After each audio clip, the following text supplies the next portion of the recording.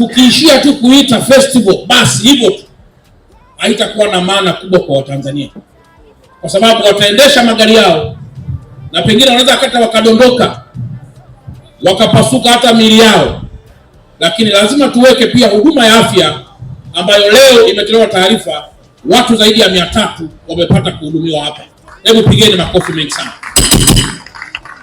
Sasa IST Festival inakwenda pia na message na ujumbe kwamba pamoja na kwamba ni siku wapenda nao, lakini Mheshimiwa Rais wa Jamhuri ya Muungano wa Tanzania ameleta mpango mkakati wa bima ya afya kwa wote. Maana yake ni kwamba bima yako hiyo itakuruhusu kwenda kupata huduma za matibabu JKCI na mahali popote kwenye hospitali za serikali na zisizo za serikali.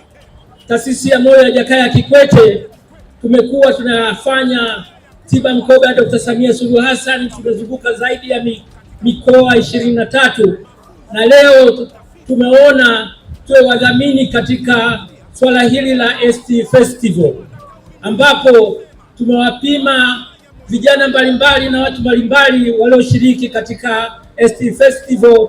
Zaidi ya watu 300 wamejitokeza kwenye banda letu, na katika hao 10% walikutwa na matatizo ya moyo.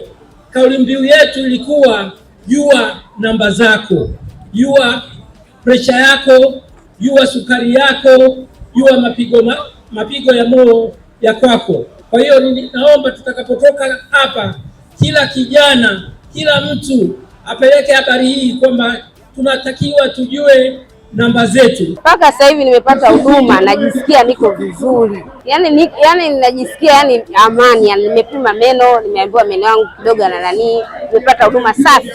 Na nimepima macho, nimeambiwa kidogo tu nitafikiri nimepima niko vizuri kabisa. Kwa hiyo jamani, wito wangu wote, karibuni sana leo tarehe 14 Coco Beach, mje kupima, ni bure. Niliona tangazo kwenye TV nikapata shauku ya kuja kupata huduma hii ya bure hapa Coco Beach. Nashukuru huduma nimepewa na ni nzuri, haina mashaka. Binafsi nilipata kupima ugonjwa wa moyo katika taasisi ya Jakaya Kikwete. Kweli huduma ni nzuri, nimepata kujua urefu, kilo, pressure, pia na jinsi moyo wangu unafanya kazi. Ningependa kuwashauri Watanzania wenzangu na vijana kwa ujumla waweze kuhudhuria katika hafla kama hizi, wapate kujua afya zao. Hapa nilikutana na taasisi ya Jakaya, taasisi ya moyo, lakini pia nimefika hapa nimepokelewa vizuri.